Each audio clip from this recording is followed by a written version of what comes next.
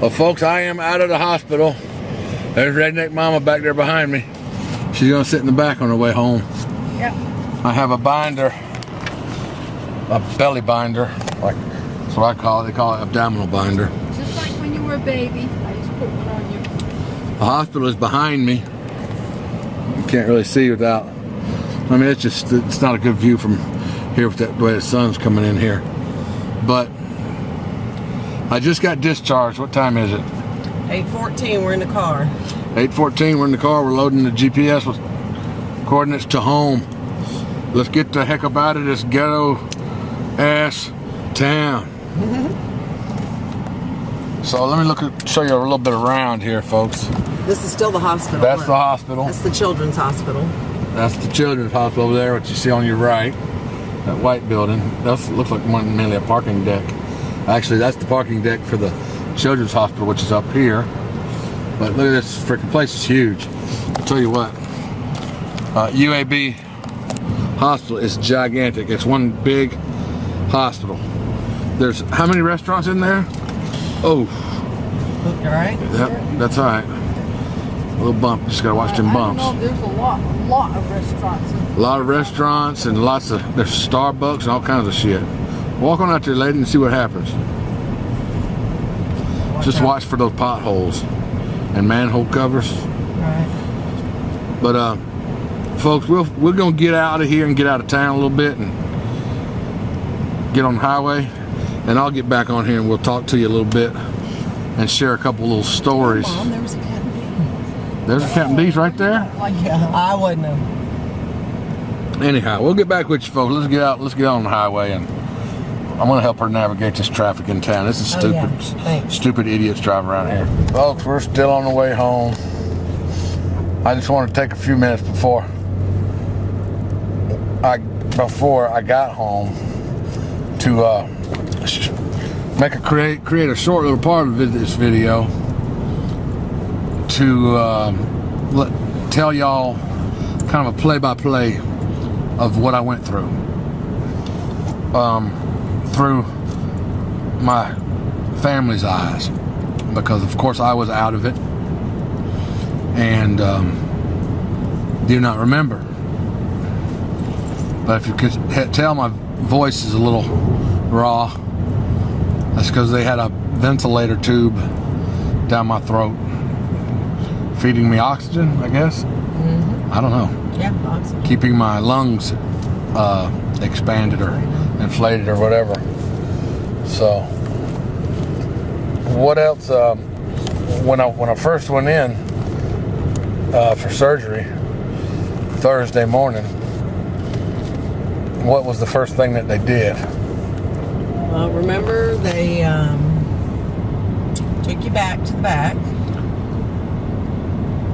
and Got me undressed. got you all changed up, but then Got me in a gown. and then they tried to move you to another floor to give you a Epidural, Yeah, epidural. which was wrong. right. Yeah, that was wrong. We're not supposed to do an epidural. They're supposed to do a spinal drain. Thank goodness they didn't do it, because we wouldn't have been able to have both done, and the surgery would have been canceled. Yeah, the surgery would have got canceled if they'd screwed up. This was one of many screw-ups that probably almost happened there. And that one was before the surgery. That was a pretty big screw-up there. Yeah. I'm like, no, I ain't never heard nothing about getting an epidural. And she said, well, let me get somebody to come in here and talk to you about it and tell you what it is and all that before you say yes. And then they found out that they really didn't need it, that it was something else I was supposed to have. So then they insert a drain tube. Well, you had about 20 doctors come visit you before you went in, remember? I did? Yeah. I don't really remember No, that. you were awake, but you had every person that was going to have anything to do with the surgery, basically, besides Dr. Beck, came in and introduced themselves to you. Yeah. And then they took you back away from us for your spinal drain. And then inserted my spinal drain. And they put you on medicine to make you loopy. Yeah. Gave me some loopy medicine. And one of your friends said, make him loopy, how could you tell? How could you tell the difference? How could you tell the difference that I was loopy from just a regular Kevin? Yep. So then, and pre-op, which means putting all of your tubes and everything in you, including your ventilator, Yeah. all of your IVs, which you had about 3 in your neck, 2 in one arm and 1 in another. Jeez. You actually had 8 drips at one time. And a catheter. And a catheter. That all took 3 hours. I had hoses coming out of every freaking thing. And a tube in your nose to your stomach. A tube in my nose. The only thing they didn't put tubes in was my ears and my freaking butthole, probably. They put a tube in your spinal cord. Put a tube in my spinal cord. They had to be very careful with what they did, draining my spinal fluid so that I wouldn't become paralyzed. And they were very careful about that because they checked periodically to make sure I could still move my toes About and once every hour. make sure I could move my arms and Yep. wiggle my feet Yep. and stuff. So So then after they drained your spinal fluid, which by the way they said took longer than usual, Yeah. that whole process pre-op was 3 hours. 3 hours in pre-operation. Yeah. Your surgery started about 9:45. Wow. So finally I got to the surgery room at about 9:45. Yep. And you were in there until after 3 o'clock. So it was about,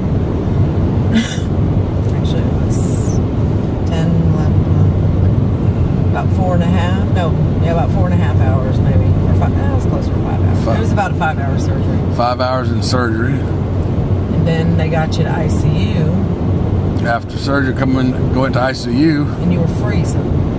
I was freezing. Yeah. Because you had been laid out on a table with nothing over you in an ice cold room for Yeah. 8, 9 hours. Wide open. Right. Jeez. So they had a warming blanket on you. They had to hook you up to all the different pumps that you were on. Yeah. And Things.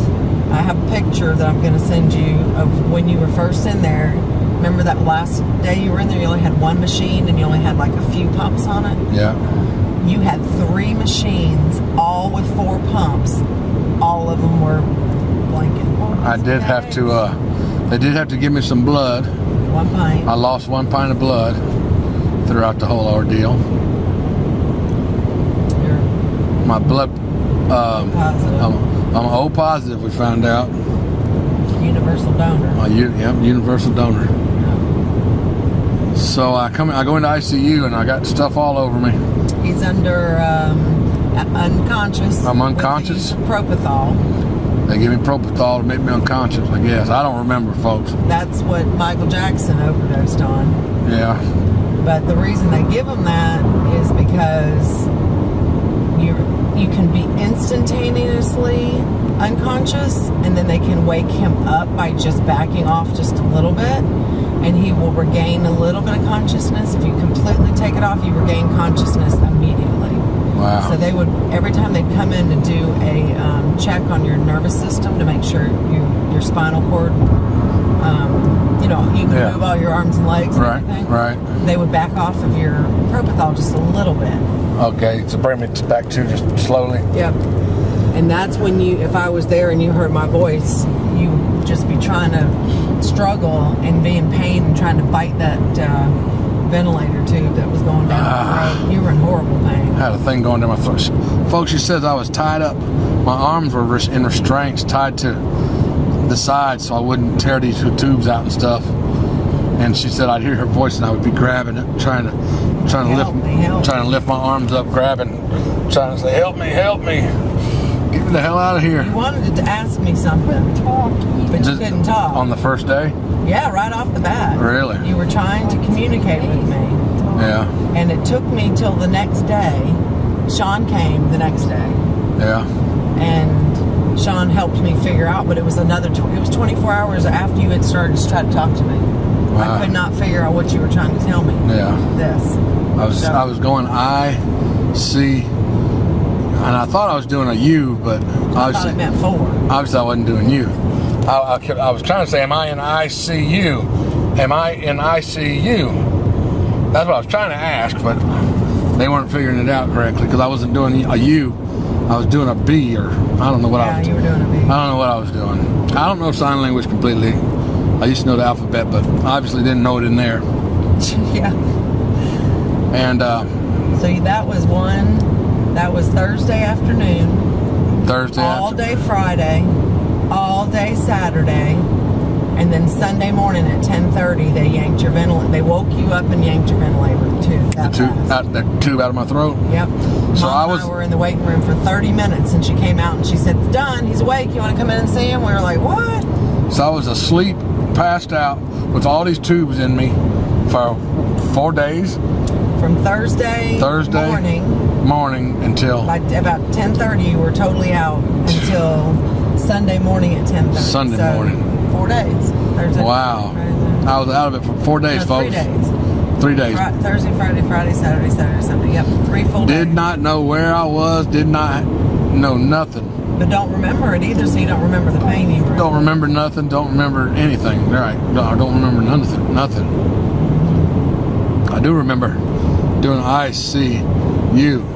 I do remember trying to do sign language. And you asked me what day it was when we finally learned how to communicate. Yeah.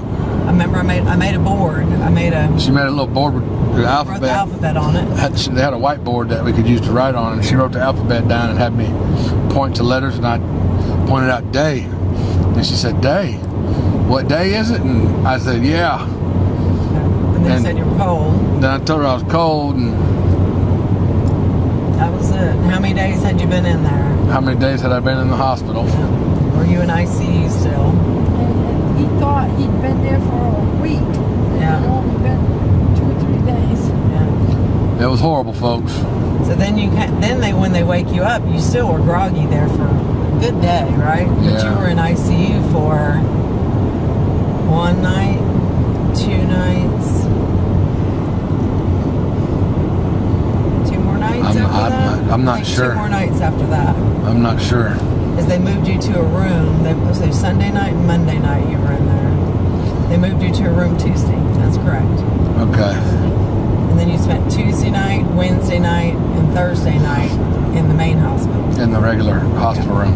Yeah. And they let me out this morning, Friday morning. Well, they tried to kick him out yesterday, but he wouldn't go. Yeah, they told me I could go yesterday, which probably was a good thing to go ahead and just stay overnight, let them get some rest, and let me get some more rest in a hospital setting instead of having to go to a hotel environment. Try to rest in a hospital is almost impossible. Yeah, you cannot sleep in a hospital. It's insane. The amount of people that come in and out of your room at different times to do different things. And One thing. yeah, they got one person to do one thing. One person to come change your water. One person to come change the trash cans. One person to come check the toilet paper. One person to, I mean, Sweep the floor. it's crazy. Sending one person to do everything at once One person and let the to- patient get some damn rest. I could not sleep, folks. It's driving me crazy. I was really, telling them, just, what the hell is the deal with y'all crazy people? This is something y'all are crazy around here. Sending people in here freaking in the middle of midnight or whatever, in the middle of the night. Housekeeping. What? It's freaking midnight. You cleaning the room while I'm trying to sleep? One lady comes in just to look at the chalkboard. She doesn't do anything to it. He just looks at it. Yeah. That's really strange. They don't let you sleep. They got to check your vitals every hour. Make sure you got to pee in a jug. They got to measure it. Then I had this damn tube coming out of my stomach. That tube went right up against my lungs, and it drained off fluids. It went everywhere I went. It was a box hooked to it that kept some kind of suction against it that sucked off any fluid. That came out Wednesday at about 3 o'clock, because that's when I was getting my tire fixed. Okay. So it was really not a fun experience, folks. And they say the leading cause of the condition I had was from high blood pressure and smoking. He's having more fun now on the ride home than he had the whole week in the hospital. Oh yeah, that's for sure. Yeah, you definitely don't want to go to the hospital, folks. And the food is not that good No, the food is horrible. The food's horrible. where he was. The food is horrible. Everything tastes the same.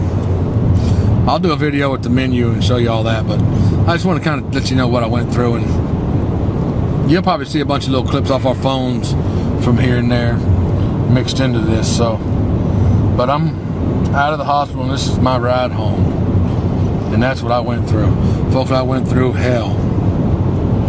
I went through freaking hell. Don't smoke. Yeah, don't smoke. If you don't smoke, don't start. Bye.